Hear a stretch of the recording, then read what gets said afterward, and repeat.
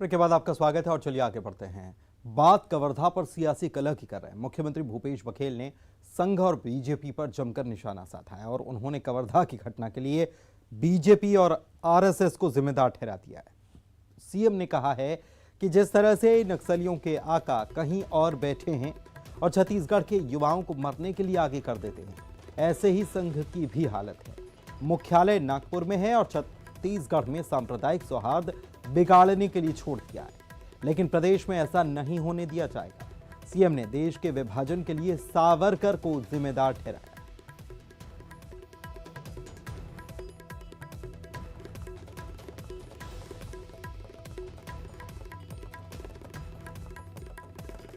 राष्ट्र की जो बात है वो सबसे पहले सावरकर ने की। ये जो पाकिस्तान और हिंदुस्तान की जो बात है वो सावरकर ने 1925 में कही। तो देश के विभाजन का प्रस्तावना सावरकर ने और उसके बाद मुस्लिम लीग ने 1937 में उन्होंने प्रस्ताव पारित किया। तो ये दोनों जो सांप्रदायिक ताकत है उन्होंने देश के बंटवारे की पृष्ठभूमि का निर्माण इन लोगों ने किया है। छत्तीसगढ़ में ये जो आरएसएस के लोग हैं ना, 15 साल तक इनका कोई काम नहीं हुआ, बंधुआ मजदूर की तरह काम करते रहे। आज भी इनकी कोई नहीं चलती, वो सब वो नागपुर से संचालित होते हैं।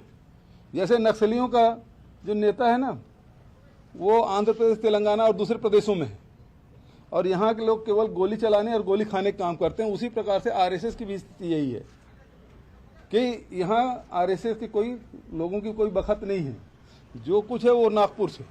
और अब इनके पास छत्तीसगढ़ में कोई मुद्दा रहा नहीं।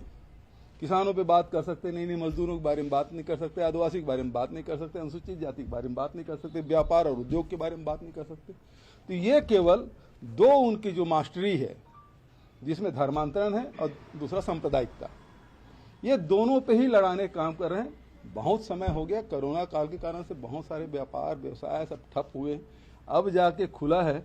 अब ये लोग दंगा भड़का के क्या शहर को इस प्रकार से बर्बाद करेंगे, ये कतई नहीं होनी। इधर आरएसएस की नक्सलवाद से तुलना करने के बयान पर पूर्व सीएम रमन सिंह ने पलटवार किया। कहा, जिसके जैसे संस्कार होते हैं उसकी अभिव्यक्ति भी वैसी होती है। उन्होंने कहा कि हर परिस्थिति में संघ सबसे आगे रहा है। और अवधेश मिश्रा हमारे संवाददाता रायपुर से हमारे साथ लाइव जुड़े हुए हैं, सीधे उन्हीं के पास चलते हैं। अवधेश, हमने इसके पहले देखा, अब जो है दंगा भड़काने और उसके पीछे सांप्रदायिकता को बढ़ाने के पीछे बीजेपी पर आरोप कांग्रेस की तरफ से लगाया जा रहा है। इसके पहले हमने देखा कि धर्मांतरण को लेकर आरोप बीजेपी कांग्रेस पर लगा रही थी। तो ये एक प्रकार से वार का पलटवार और कवर्धा की जो घटना है उसके जो मौका ये कह सकते हैं उसको भुनाने का वो नजर आ रहा है। बिल्कुल, देखिए बड़ी ही अजीब सियासत छत्तीसगढ़ में इन दिनों हो चल रही है कि जो सियासी रंग है वो मजहबी होता जा रहा है।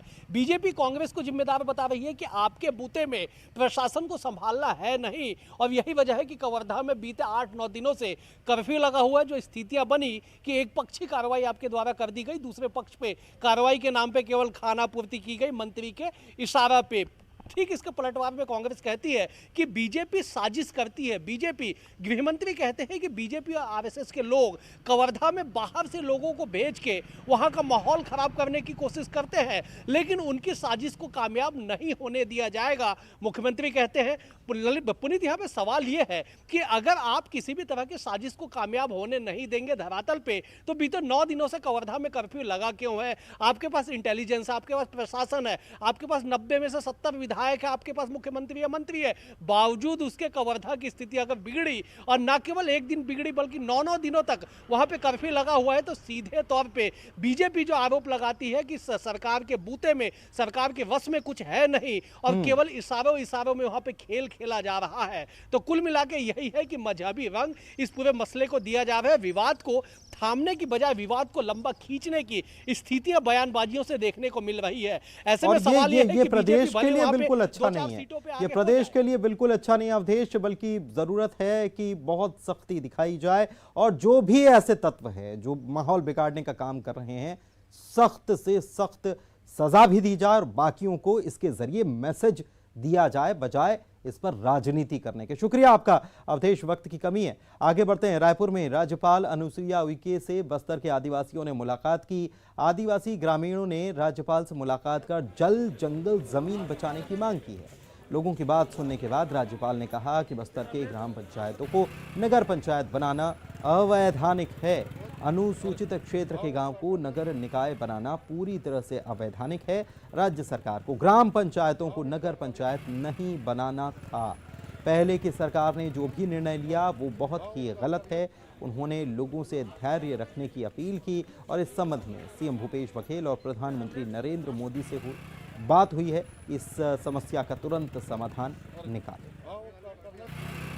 मैंने माननीय प्रधानमंत्री जी को अवगत कराया कि इस तरह की नगर पंचायत पूरे देश में, मैं छत्तीसगढ़ की बात नहीं कर रही हूँ, देश में वो ट्राइबल जो प्रदेश हैं, चाहे उड़ीसा हो, झारखंड हो, मध्य प्रदेश हो, आपका मतलब आंध्र प्रदेश हो, ये तमाम जगह, तो हमने कहा कि आप मेसा कानून को जल्दी से लागू कराएं पार्लियामेंट से, ताकि उनको वो अधिकार मिल सके। जो अधिकार उनके थे वो सब खत्म हो गए, क्योंकि ग्राम पंचायत को पूरा अधिकार रहता था, उनको दिया गया था पेशा कानून में कि वहाँ 100% उनको 50% पूरा ट्राइबल रहेगा, अध्यक्ष उपाध्यक्ष भी आदिवासी ही रहेंगे और उनकी जमीन स्थानांतर नहीं होगी दूसरे वर्ग को। और इसी